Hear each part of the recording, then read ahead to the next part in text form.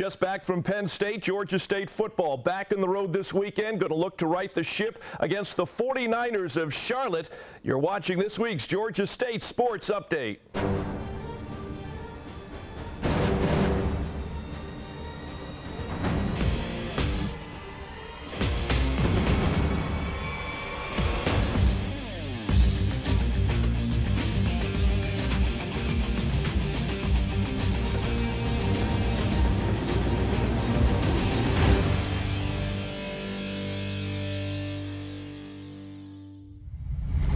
Hi again, Panther fans, and welcome into the Georgia State Sports Update. Dave Cohen joined by Georgia State's head football coach Sean Elliott on our opening segment.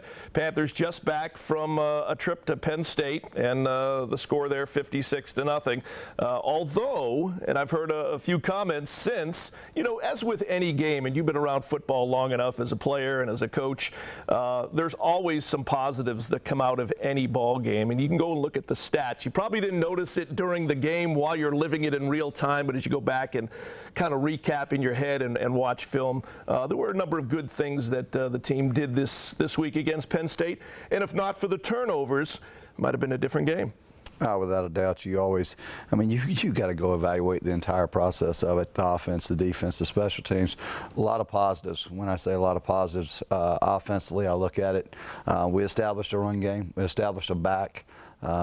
Went out and I thought probably made as much of a stride offensively between an open date and a second contest that I've ever seen, because I thought our offensive line went up and competed and played really, really well and fought all night. And then Taz had another really good game for us. Yeah, Taz Bateman ends up 100 yards rushing. I think it's been since 2014 since we've had a back run for 100 or more yards. And talk a little bit about him and really the offensive line and the job that they did against, let's be honest, a pretty good defensive front for the 5th-ranked team in the country. Yeah, what people probably don't understand is we're very, very thin on the offensive line. And on Thursday, we got a hit where Pat Bartlett, our true freshman right guard, was out. He had an injury, and so we inserted our second-team center, Paxton, and moved Gabe over to the right guard.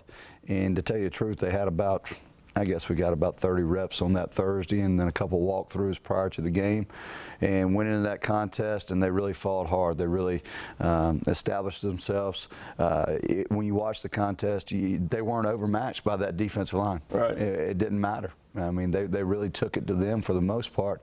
And then Taz running the football was you know, he's only about 183, 185 pounds. Took some tough blows. He was turning out positive yards almost on every single run. There was a couple negative runs. I think he rushed for about 116 yards and had 16 yards of losses.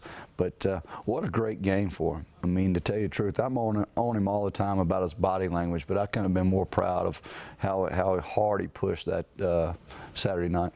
Coach, talk a little bit about Jamal Paxton and kind of being inserted into that position of, again, very little lead time. And it's, again, it's not like you're playing a no-knock against Tennessee State. It's not like you're playing a Tennessee State. You're on the road in front of 100,000 plus against the number 5 team in the country. Listen, when you have an attitude and you have a will to win and prepare the way he does, and he's a fine young man, and you know, I saw that he's got everything you want in an offensive lineman. He was a defensive lineman back in the spring, and right away in our depth, I looked at him and he brought everything: toughness, effort, discipline, brought all that to the offensive line. So we quickly moved him over. I knew he was going to be a fine football player. He just needed an opportunity, and to get that opportunity on Thursday. I mean, he didn't even know on Thursday that he was actually going to go out there and start Saturday night. So for him to go out there and play the way he did, I was extremely proud. He actually injured a toe on the very first series.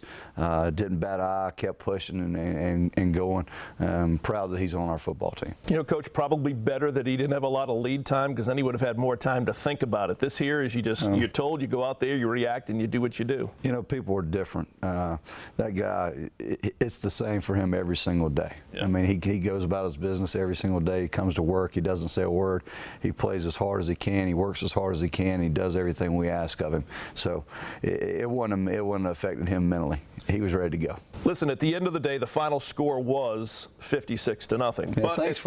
I appreciate you reminding me. Yeah, I appreciate that. That's what I do. But listen, at the end of the day, and I heard you on the weekly teleconference, and I heard you on our post-game show on the radio down on the sideline. If we don't turn it over 5 times, we don't make it as easy for them to put those points on the board.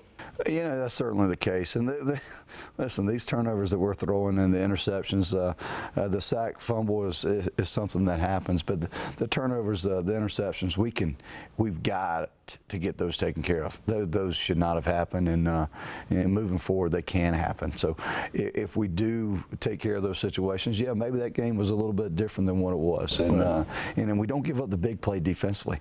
I mean, to tell you the truth, Barkley's a great back. He's probably one of the best backs in the country. To him up like we did in the run game, I think he had, 49 yards, something to that effect on 10 or 11 carries. And he busted one draw for about 30 yards at the end of that first half. So we did great. It's the cheap yardage, just the cheap touchdowns that were given up that really just makes me scratch my head, because how can you play so well, first down, second down, and then on a third down he gets a scramble and they throw a swing pass for 7 yards to the left and he takes it 87 yards for a touchdown. Right. Some of it's effort, some of it's responsibilities. We're in a zone coverage and people are chasing crossing routes and not fitting their position. We've got to do a better job of it. Connor was 16 of 29, 133 yards, the 3 interceptions. We also saw a bit of Aaron Winchester as well in the second half of that game. The only reason I bring that up, not so much about the numbers, but we talked about wanting to get the ball in the hands of our playmakers. Penny Hart, who caught 5 balls against Tennessee State, 7 catches, 56 yards. At the same time, let's not kid ourselves. Penn State, I'm sure when they were getting ready for Georgia State, they were well aware of who Penny was and where he would be on the field at all times. No doubt. Got to get the ball in that guy's hands. Yep. 7 catches, so he even had 2 rushes for, I believe, 9 yards. We've got to get him doing about everything. I want him to play some quarterback potentially. I mean, I want to do a lot with him. He's an explosive playmaking guy that can give us an opportunity to have big time plays. I mean, I'm talking explosive plays, and you can't go out and have 81 snaps and he only touches it 7 times. We got to get it. I'd like to see it 15 to 17 times. So we're working to do that, but certainly he's a good football player. We're proud to have him, and every single day he comes out there ready to make a play. Again, we're talking Georgia State football with head coach Shawn Elliott here on this week's Georgia State Sports Update. A couple of other players that I wanted to bring up with you and just get your reaction. Guys that we really haven't talked about in any of the interviews that we have done to this point. Dante Wilson, 2 solo tackles, 1 sack, a tackle for loss. Yeah, I mean, that's a great point. Dante Wilson. I mean, you just called out the stats. He played 13 snaps. He gave me production just like that, gave our football team production like that. Right. We got to get him on the field. Exactly. We've got to get him on the field. True freshman. Yeah. One of the hardest working players on our football team. Right. He's only been here less than 2 months. Hardrick Willis, the same thing. Another defensive lineman, true freshman. One of the hardest working. Go ahead. You got his stats? Well, just 2 tackles, but 1 tackle for loss in the limited plays that he was on the field. 11 reps, Yep. 2 tackles. We got to get those guys on the field. That is what's going to build our future. Right. 22 snaps, 4 tackles. 33 snaps, 6 tackles. However it goes, we've got to get production out of those guys. Those guys love playing the game. Yeah. I love watching them go take the field. They've got to take the field more. And I think you were telling me on the pregame radio show, too, for Penn State, you're looking for guys, and I'm not pointing out anybody that does or doesn't, but looking for guys that have the want-to factor. They better have the want-to factor. Right. And you can't go out and establish a good football team with the guys, with a bunch of front runners. Yeah. And I'm not saying we've got a bunch of front runners, but there's got to be a competitive spirit. There's got to be a will to win, the people that want to go out and fight every single day for the same common goal.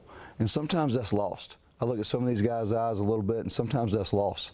But we've got that spirit heading in the right direction. We do. And everybody's going to look at the score and go 56-0. How can you sit there and say that's the case? But that's the case. And we just had a team meeting this morning. I told them, I said, you can ring the bell in the front of the office, and when you ring it, that means you're off this football team. So if you're not ready to get that, if you're not ready to compete and show up and give us great effort, then, we'll move on. We'll move on.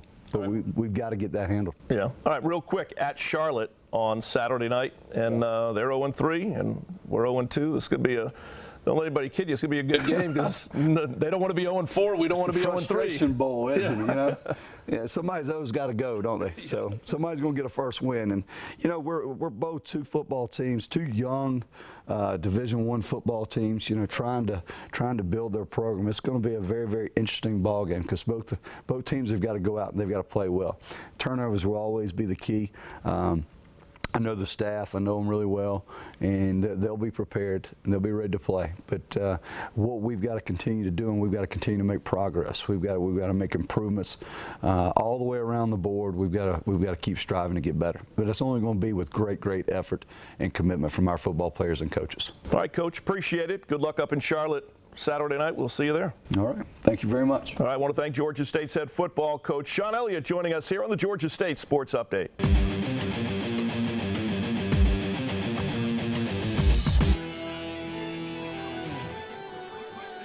Feel like they're back to that moniker.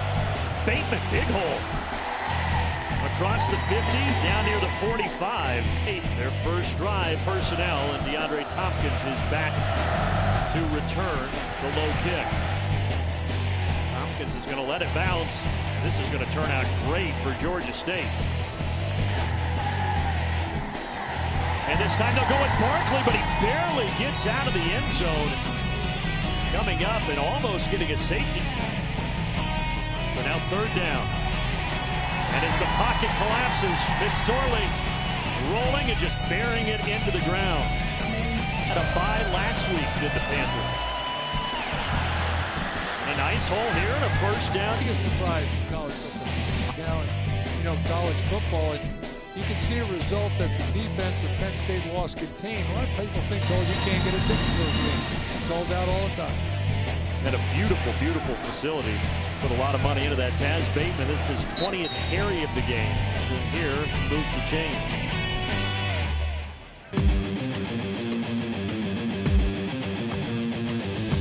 We always expected to be good. We didn't necessarily know what that looked like because we were playing against really good teams as well.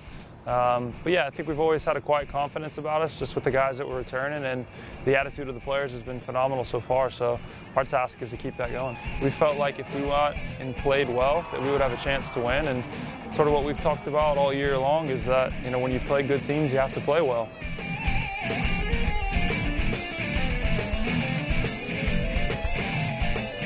Exit the box, saw an opening, and then I just heard George. I remember early in the game I had another opening from that, literally the same exact position, and I ended up passing the ball. And then George came up to me. He was like, "Bryce, next time you get in that position, just shoot."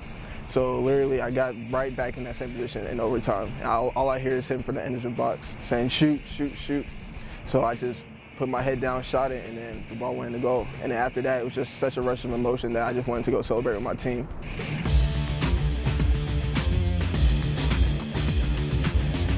We're back here in the Georgia State Sports Update, and we're going to talk to the director of golf, Joe Inman. He's a Wake Forest alum, and again, we wanted to say congrats to soccer coach Brett Cerency. That is the win over the highest-ranked opponent of any sport in Georgia State athletics history. So congratulations to Coach Cerency, men's soccer.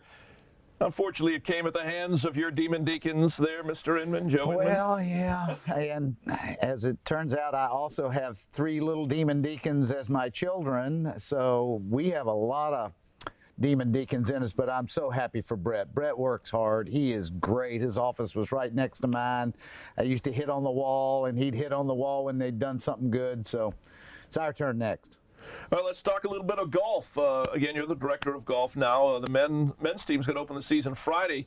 Now, this is a little misleading. It's called the Maui Jim Intercollegiate. It's in Arizona. It's in Arizona. So no trip to Maui. No. Trivia question, where is Maui Jim headquartered? Well, I'm going to guess Arizona. Peoria, Illinois. The owner of Maui Jim has a house at Mirabel where we're playing. So that's how we got the sponsorship. And it's at a fabulous #1 ranked private course in Arizona. And it's just a great, great event to start our year. Now, let me just say, it's interesting how Hurricane Irma, and again, thoughts and prayers to everybody that was affected by that. But Yes. how far-reaching something like that can be, because Canceled men's our first golf, tournament, yes. you were supposed to be in Kiowa Island, Right. and it gets canceled, and now you're going to Arizona to open the And season. it was Sunday, Monday. The Monday of Hurricane Irma in Charleston, it was blowing 70, 80 miles an hour and raining sideways. They did the exact right thing. We'll go back in November. We're going to go back in November and play. All right, so let's talk a little bit about your golf team this year. Top 4 players return from the Sun Belt Championship team. I remember you've been on this show with me a number of times. We talk about the Herman brothers, and that's Alex and Max. And Alex and Max. They're back. They're, I guess you'd say, atop the leaderboard as far as your team goes. Not literally, but they're 2 seniors and leading your team. Alex just had a great summer. Yeah. Max is doing better. He went through a lull, but I think he's back. But Alex had a great summer. Alex is in the top 100 ranked amateurs in the world now. He almost won the European AM. He did well at the British AM. He did well in German AM and whatever tournaments they were playing over there. He led qualifying by a bunch. He's ready to take his place. I think that there are a lot of coaches out there, a lot of teams don't know much about him. Right. And I think they're going to find out pretty quickly about him. You got a couple of juniors as well that are hopefully going to make this season pretty interesting. Nick Budd, remember we talked about him Yes. the last time you were on the show, and Nathan Williams. Nathan Williams, Nathan just came into my office and he fell off his skateboard this morning going to workouts. Wonderful. So he has a big old skin off his left hand right here, and he says, "Coach, I can play." Well, good thing we're taking an extra. We have 2 extra players this week, so if I have to change, I can. But they're 18 to 22-year-old males, Dave. They do some crazy things. Yeah, well, please don't tell me that. I got a 17-year-old at the house. Those storm clouds are right knocking on my door. Coming, yeah, knocking right on your door. Let's talk about one of your newcomers, Peter Chung. He's qualified for the He's first event qualified this year. for the first event. How exciting is that? Well, and what a story. I mean, a lot of coaches, a lot of people don't know about him because his family just doesn't have much. And the poor kid, his mother died of cancer 2 years ago. He's got 3 younger siblings, so there's 4 kids. And so he's dealt with a lot. He has a lot of ability and very, very under the radar. And I think he has a chance to be a tremendous player. So we're excited that he's here. All right. Well, obviously the mark is on your back, the defending champions in the Sun Belt. So, it's one of those things. No matter what sport, you're either playing and looking at the folks that are in front of you, or you're playing from the front and trying to hold off the ones behind you. And that's the situation that you find Georgia State men's golf in this year. Run fast enough, they can't catch you. Yeah. So I have absolutely. You want to be here. I say to them all the time when we got into the match play last year and then we get into finals and we were out on the course somewhere and I walked by one of them, I'm with one guy and he's going to another hole and I looked at him and I said, "Man, isn't this fun?" This is what you play for. This is what you practice for. Yeah. This is what you want to be. You want to be where the action is. The Tour Championships this week, you want to be one of those 30 trying to win that. You want the pressure on you. That's why you go do your working out and you do your practicing so that you can get there. And the trips are great. I don't think there's anything such as a bad road trip when you're playing golf at any level. But October 16th and 17th, you're going to be right here with the Auto Trader Collegiate Classic, and that's going to be out at Berkeley Hills. Out at where Berkeley Hills, host a lot of events out there. They hold events there. The section loves it. The GSGA, they qualify for the State AM, the State Open.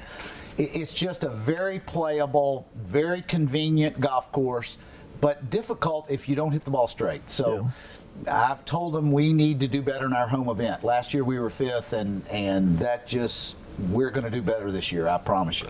You look at college golf, and obviously there's some schools across the country that tend to be near the top, every year. And you see that in just about every sport, Right. from college football, all the way on down. You tend to see a lot of the same schools.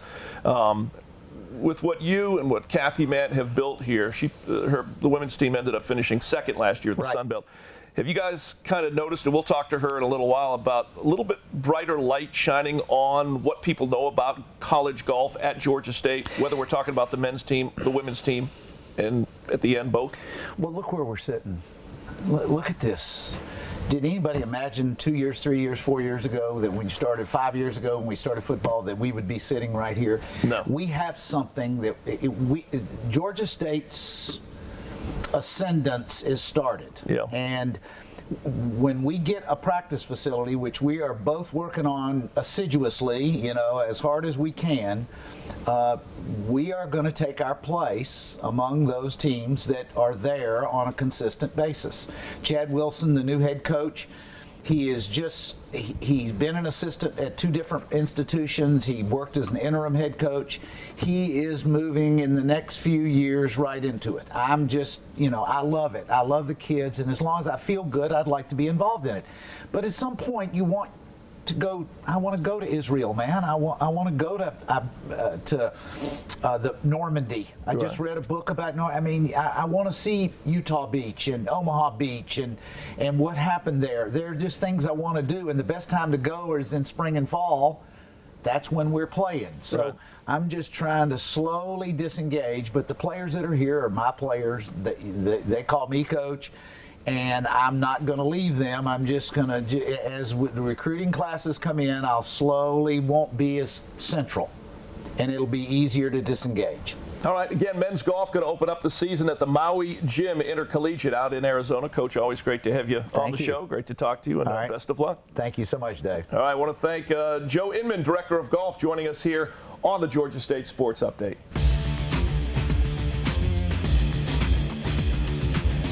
Home team Brandon Leak here with Director of Athletics here at Georgia State University, Charlie Cobb. And Charlie, we're standing outside of Georgia State Stadium, or inside the stadium, and a lot of work had to be done in really a short period of time. Talk about meeting the timelines and the deadlines to get the building ready for the first game of the regular season. Yeah, that was an exciting summer for us, obviously, and the project itself was it's fascinating to see the end and the culmination.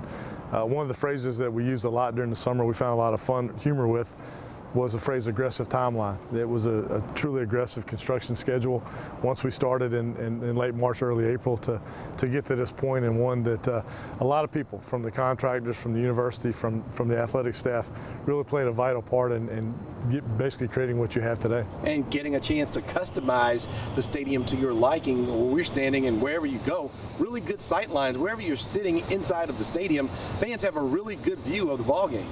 Yeah, we had 2 goals in mind when we opened up the stadium. Number one, we wanted to make sure that people, when they walked in, they saw it as a football venue, not a baseball facility that turned into a football stadium. Frankly, we think we've accomplished that. The sight lines, the ambiance of the facility and the view as you see today, even from the east side, is fantastic. Great sight lines for football. The second thing that we wanted to do was we wanted to make sure it said Georgia State. And certainly we feel like with the signage, with the branding, the wayfinding, that we've accomplished that task as well. As beautiful as it is, you guys are going to have another beautification project. There's another phase that's coming. Talk about how this stadium is going to get even better as time moves forward. Yeah, there's really 2 pieces to the next evolution of the stadium. One is obviously the academic spaces that are coming in. It's a multi-purpose facility, so the School of Hospitality, the ROTC program, as well as some of the operating departments on campus are going to use the space, and so that evolution will occur over the next couple of years as well. And then obviously we want to finish the football suite. The locker room is fantastic, certainly one of the best in the country, but we want to finish out the second phase of this athletics piece and finalize that football suite so that we can have a truly top tier facility for our coaches to go recruit and build this program to where we all want it to be.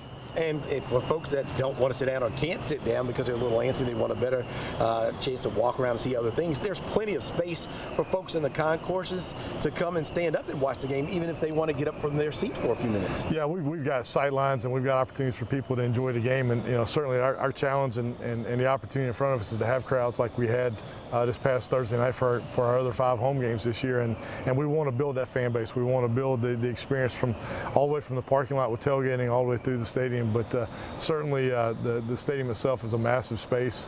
It fits with what we're trying to build, and certainly an opportunity for anybody to enjoy Georgia State football. Well, we thank you for your time, and thank you for your hard work. Certainly more to come, and we're looking forward to having a lot of wins in this stadium. Yeah. It should be a good ride as Georgia State plays in Georgia State Stadium for the first year. It's going to be a great venue for us to build our program, and we're excited. So thank you, and thanks everybody for their support. All right, and we'll send things back to the voice of the Panthers, Dave Cohen.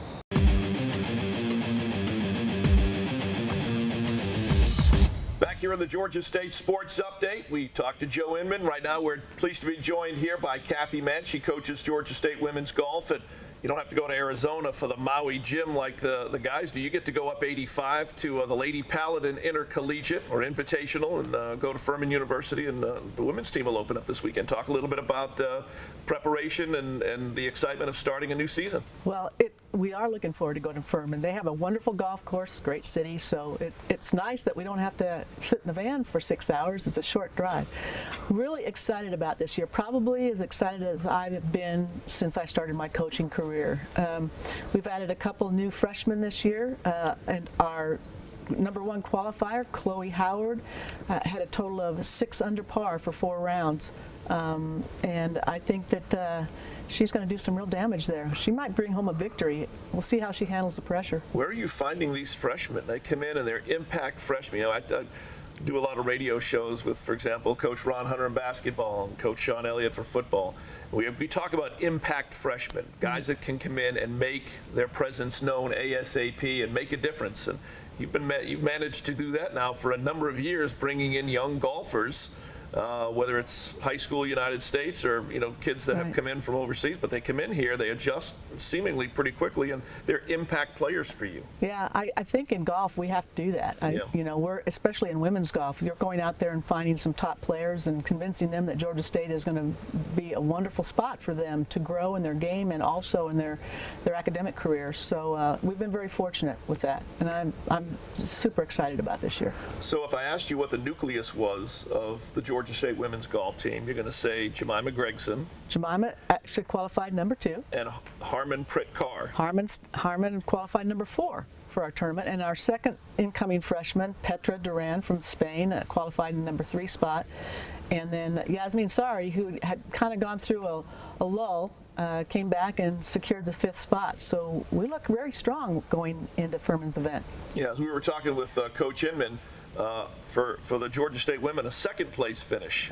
So you got a lot of folks that are looking at you from behind, and you were chasing 1 last year. How does it kind of shape up from the position of where you stand this year? Well, we're going to see, because I know there's a lot of golf to be played. Yeah, we've got a lot of people, but I think right now on paper, I mean, that is definitely our goal, and I haven't done this for a while, but we're, after the NCAA regionals, if we win that championship, and our goal is to qualify for the national championship. And if we can keep these kids going and just improve in a couple little areas around short game, I think that we have the goods to do it. Yeah. What has been 1 or 2 of the number 1 priorities for you as their coach to get these girls ready for a season in which they came awfully close to winning the Sun Belt Conference? Right. To get over the hump? Yeah, well, I think it's building that confidence and having them understand that they can do it and they're good enough, and that we need to walk in there with our shoulders back and like we own the place. And as we can grow in that confidence and that mental positiveness, I think we're going to see some awesome things happen this year. So Furman's hosting. Talk a little bit about the field up in Greenville that you play against. I didn't look through a lot of it. I mean, Furman is there, and Furman had a fabulous year last year. We're going to see some teams that we don't see. It's just a wide variety of teams, quite honestly, Dave, and it will help us, give us an idea of really where we stand in the collegiate field this year. All right, well, appreciate it. Good luck in a great season this year. Good luck in Greenville in the opener, and we'll talk to you again as the season moves along. Thanks, Dave. Really a pleasure. All right, I want to thank women's golf coach Kathy Mant. Also want to thank Joe Inman, director of golf at Georgia State, and head football coach Sean Elliott. This has been the Georgia State Sports Update. We're here every Thursday and Friday. Thanks for watching this week's show. For the entire crew, I'm Dave Cohen. This has been the Georgia State Sports Update.